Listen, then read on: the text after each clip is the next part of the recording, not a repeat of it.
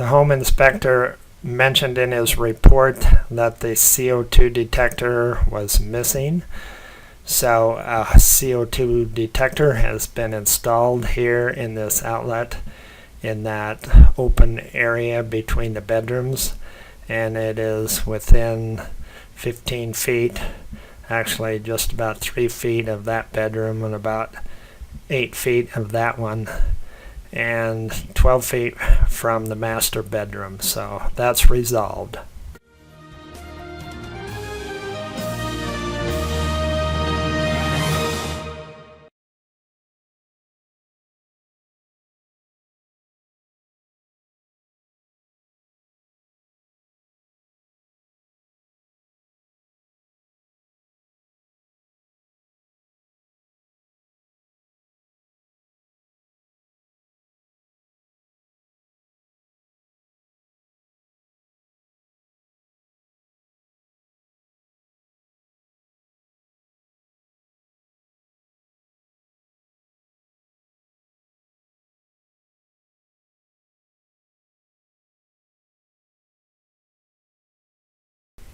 The home inspector mentioned that the CO2 detector was missing, and that has been resolved.